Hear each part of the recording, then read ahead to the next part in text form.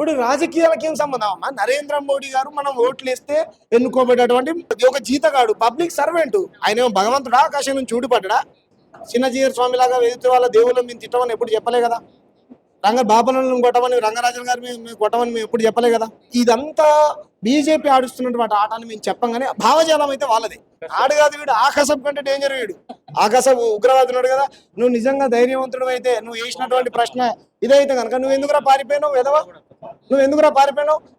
మన RTV live లో కూడా లా అని నన్ను తిట్టాడు. అక్కడ ఉన్నటువంటి మీలాంటి యాంకరు అది సంస్కారం కాదని వాడు వాయిస్ మ్యూట్ చేశాడు. నన్ను కూడా తిట్టాడు వాడు. చెప్పండి, నేను జరిగిన దాడికి సంబంధించి అంటే ఇది మత ఉన్మాదులు చేసినటువంటి దాడి. ఈ మత ఉన్మాదులు ఏ విషయాన్నైనా సరే చర్చల ద్వారా జయించాలని అనుకోరు, దాడుల ద్వారానే జయించాలని అనుకోరు. కాబట్టి ఇప్పుడు ఏదైనా సరే డెమోక్రసీలో చర్చల ద్వారా ఏ విషయాన్నైనా జయించాలి. కొంతమంది మత ఉన్మాదులు దాడులు చేసి జయించాలి, మేము భయభ్రాంతులకు ఎదుటి వాళ్ళని గురి చేస్తాం, వాళ్ళు వేసేటువంటి ప్రశ్నలకు సమాధానాలు చెప్పకుండా దాడులు చేసి వాళ్ళ నోర్లు మూపిస్తాం అనేటువంటి తరహాలో ఇటువంటి దాడులు చేస్తూ ఉంటారు. ఇంతకుముందు స్కైలాబన్న పెద్దలు చెప్పారు, వాళ్ళు మత ఉన్మాదులు. మతవాదులు వేరు, మత ఉన్మాదులు వేరు. కాబట్టి మత ఉన్మాదులు గతంలో రంగరాజన్ గారి పైన దాడి చేశారు. చిలుకూరి బాలాజీ టెంపుల్ రంగరాజన్ గారి పైన వీరరాఘవరెడ్డి అనేటువంటి ఒక వ్యక్తి వచ్చి ఇక్ష్వాక గోత్రము అని చెప్పేసి ఒక బ్రాహ్మణుల పండితున్నే తనకే తాత్పర్యం మంత్రాలు చెప్పుకుంటూ తన్ని అవమానించి కొట్టినటువంటి దాఖలాలు కూడా మనం చూసాం. ఈ రోజు రమణమూర్తి ఇప్పుడు సరే ఆయన పుట్టుక బ్రాహ్మణుడు కావచ్చు, అయినప్పటికీ కూడా ఆయన సబ్బండ కులాల మత సామరస్యాన్ని లేకపోతే ఒక సమానత్వాన్ని కోరుకునేటువంటి ఒక గొప్ప ఆధ్యాత్మికవేత్తగా మేము భావిస్తాం ఆయనని. గతంలో కూడా నేను ఆయన అక్కడ పెట్టుకున్నటువంటి ఎల్బినార్లో ఉన్నటువంటి ఆయన ఆశ్రమానికి వెళ్ళాను, ఆయన రాసినటువంటి పుస్తకాలను చదివాను. స్వామీజీ గారు ఎవరైతే విజయశంకర్ స్వామి ఉన్నారో ఆయన దేశభక్తి ముసుకులైనటువంటి పుస్తకాన్ని రాశారు 8 ఏళ్ల కింద విజయశంకర్ స్వామి గారు. నేను ఆ స్వామీజీ గారి దగ్గరికి వెళ్ళాను, వాళ్ళతో పాటు నేను చాలా చోట్లకి వెళ్ళి తిరిగాను. కాబట్టి వాళ్ళు ఒక లౌకిక ఒక ప్రజాస్వామ్య హిందూవాదాన్ని కోరుకుంటారు, మత ఉన్మాదాన్ని కోరుకుంటారు. రాజ్యాంగాన్ని గౌరవించకుండా ఎదుటి వ్యక్తులపైన దాడి చేసి కింది కులాలు కిందే ఉండాలి, పైకి రాకూడదు, ఈ మాలోళ్ళు మాదిగోళ్ళు ఈ బీసీలు అనేటువంటి భావన లేకుండా మనమందరం ఒక భారతీయులు అనేటువంటి భావాన్ని నింపుతున్నటువంటి రమణమూర్తి పైన దాడి చేసినటువంటి భావజాలం ఇది నార్త్లో మనం ఎక్కువగా చూస్తూ ఉంటాం. ఆ చర్చ ఏంటంటే వాస్తవానికి ఆ బీఆర్కే మధు నన్ను కూడా పిలిచాడు ఈవినింగ్, నువ్వు రావాలంటే నాకు చిన్న పని ఉంది మధు, నేను రానని చెప్పారు. 4 ప్రముఖులు వస్తున్నారని చెప్పాడు. నేను కూడా వెళ్ళేది ఉండే. ఇప్పుడు ఏం చేస్తా ఉన్నారు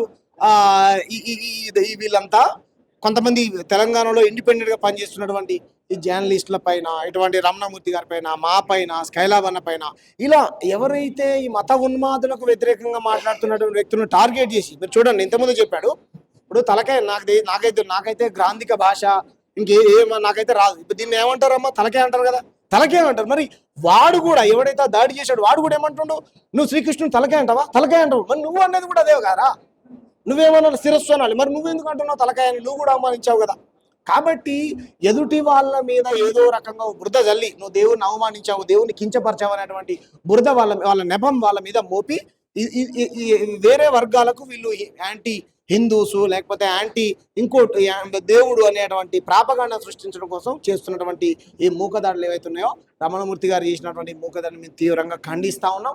ఇటువంటి సంస్థలను బ్యాన్ చేయాలి. వాడు ఏదైతే సంస్థ పెట్టుకున్నాడో, మావోయిస్టుల సంస్థలను ఏ విధంగా నిషేధించారో, గాడ్సేని చంపినటువంటి సంస్థని ఏ విధంగా నిషేధించారో, ఇటువంటి దాడులు చేసేటువంటి వ్యక్తుల సంస్థలని సంఘాలని ఇక్కడ ఉన్నటువంటి రాష్ట్ర ప్రభుత్వం నిషేధించాలి. వీళ్ళందరినీ జైల్లో పడేయాలి. అంటే ఇప్పుడు మొత్తం బీజేపీ కుట్రనే అంటారు. ఇప్పుడు రాజకీయాలకి ఏం సంబంధం అమ్మా? నరేంద్ర మోడీ గారు మనం ఓట్లు వేస్తే ఎన్నుకోబడేటువంటి ఒక జీతగాడు, పబ్లిక్ సర్వెంట్. ఆయన ఏమో భగవంతుడా ఆకాశం నుంచి ఊడిపడ్డా? కాదు కదా. ఆయన మీద కేసు అయింది తెలుసా, గోద్రాలలో ఆయన మీద కేసు అయింది. మరి దేవుళ్ళ మీద అయిందా? యేసుప్రభు మీద కేసులు అయినాయా? రాముడి మీద కేసులు అయినాయా? కృష్ణుడి మీద కేసులు అయినాయా? అల్లా మీద కేసులు అయినా? దేవుళ్ళ మీద కేసులు అయితే? దేవుడు అందరు వాడు కదా. యేసుప్రభుని గౌరవిస్తాం, మేము రాముని గౌరవిస్తాం, శివుని గౌరవిస్తాం, అల్లాని గౌరవిస్తాం, సబ్బండ దేవతలు అందరినీ గౌరవిస్తాం, ఆ సమ్మక్క సారక్కలను అందరినీ గౌరవిస్తాం. చిన్నజీయర్ స్వామి లాగా ఎదుటి వాళ్ళ దేవుళ్ళని మేము తిట్టమని ఎప్పుడు చెప్పలే కదా. బాపలను కొట్టమని, రంగరాజన్ గారి మేము కొట్టమని మేము ఎప్పుడు చెప్పలే కదా.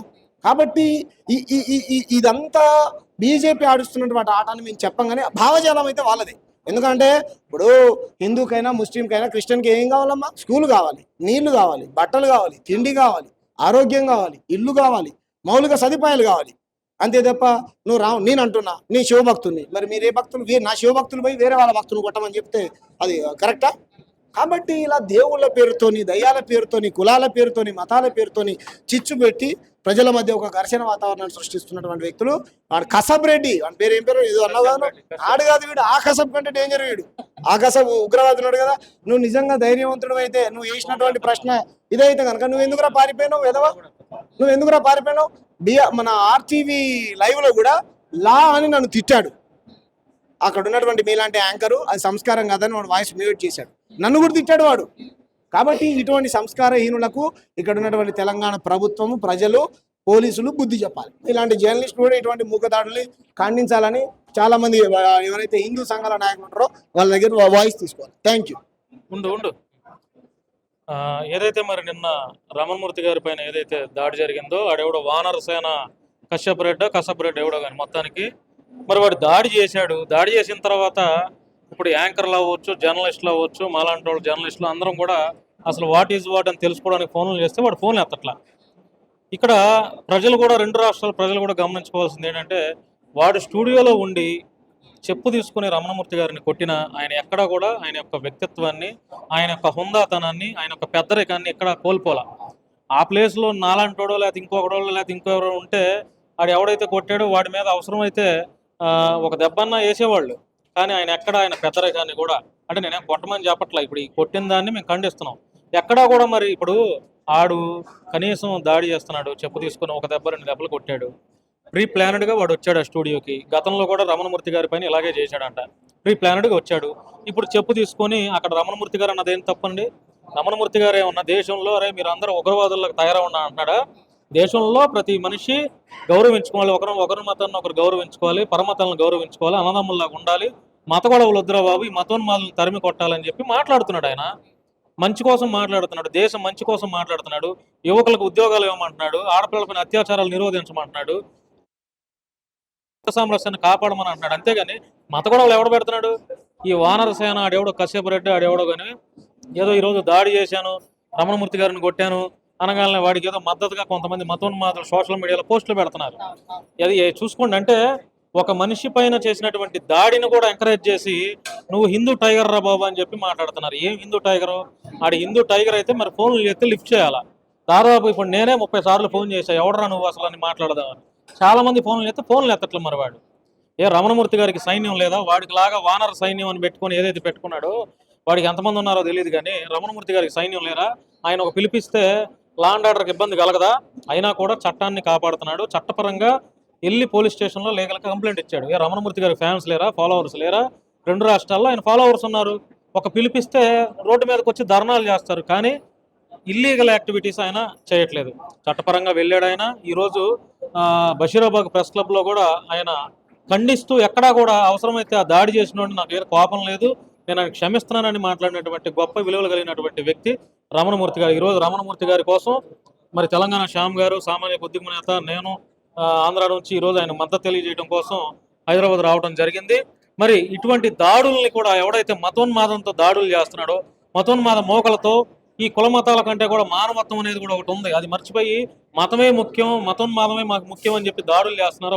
అలాంటి వెధవలందరినీ కూడా మనం ముక్త కంఠంగా యాంకర్లు అవ్వచ్చు, జర్నలిస్టులు అవ్వచ్చు, ఉద్యమకారులు అవ్వచ్చు, లేకపోతే సామాజిక స్పృహ కలిగినటువంటి ప్రతి ఒక్కరూ కూడా రమణమూర్తి గారి పైన జరిగినటువంటి దాడిని ఖండించాలి, ఇట్లాంటి మతోన్మాదాన్ని తరిమి కట్టాలి. ఇదేం దౌర్భాగ్యం అండి, తెలంగాణలో యూట్యూబ్ ఛానల్లో పనిచేసే జర్నలిస్టుల దగ్గర నుంచి ఇప్పుడు విడిపోయారండి. అంటే ఇప్పుడు జర్నలిస్టులు అందరూ ఒకలాగా కలిసి ఉండేవాళ్ళు ఇప్పుడు ఎట్లా అయిపోయారంటే, మతోన్మాదానికి సంబంధించినటువంటి వాళ్ళు జర్నలిస్టులా, యాంకర్సా ఎవరో కూడా తెలియదు, సరిగ్గా పొట్టకొస్తే అక్షరం ఒక తెలియదు.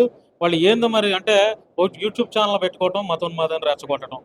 ఎందుకంటే అంత అవసరం ఏంటంటే, భారతదేశంలో దేశం అంటే మట్టి కాదు, దేశం అంటే మనుషులే ఉందగా. దేశంలో ప్రతి ఒక్క మనుషులు మనం గౌరవించాలి కదండి. నీ తల్లి గొప్ప, నా తల్లి గొప్ప అంటే ఏం చెప్తాం? నా తల్లి నాకు గొప్ప, ఎదుటి వారి తల్లిని కూడా మనం గౌరవించాలని అని చెప్తాం. అంతేగాని ఇక్కడ ఎట్లా చేస్తున్నారంటే, నా తల్లి గొప్ప అని చెప్పుకోవడం కోసం ఎదుటి వారి తల్లులందరినీ వ్యభిచారులుగా, వేసలుగా చిత్రీకరిస్తున్నారు వీళ్ళు. అది కరెక్ట్ కాదంటాం. ఎవరైనా సరే మన మతాన్ని మనం గౌరవించుకుంటూ ఎదుటి మతాన్ని ప్రతి ఒక్కరిని గౌరవించాలండి. ఇప్పుడు రాజకీయ నాయకులకి ఎలక్షన్స్ అప్పుడు లేనటువంటి ఈ కులమత ప్రాంతాలు మిగతా టైంలో ఎందుకు ఉంటున్నాయి చెప్పండి? ఎందుకు ఉంటున్నాయండి? రాజకీయాలు ఎన్నికలప్పుడు దళితుడి దగ్గరికి, బీసీ దగ్గరికి, ప్రతి ఒక్క కులం దగ్గరికి, అణగారిన వర్గాల దగ్గరికి వెళ్ళి మాకు ఓటేయండి అని అడుగుతారే, ఓట్లు అయిపోయి వీళ్ళు గెలిచిన తర్వాత ఈ రోజు వాడు దళితుడు, వాడు అంటరాని వాడు, వాడు బీసీ వాడు, వాడు ఆ క్యాస్టోడు, ఈ క్యాస్టోడు, వాడు ఆ మతం వాడు, ఈ మతం వాడు అని ఎందుకు దాడులు చేస్తున్నారండి? ప్రజల్లో చైతన్యం రావాలి. రాష్ట్రాల్లో జరిగేటువంటి ఈ మతోన్మాద కుట్రల్ని ప్రజలు గమనించుకొని అందరూ అన్నదమ్ముల్లాగా మత గొడవలు లేకుండా మత సామరస్యంతో బ్రతకాలని చెప్పి మీ వారాహి టీవీ ద్వారా కోరుకుంటున్నానండి. Thank you.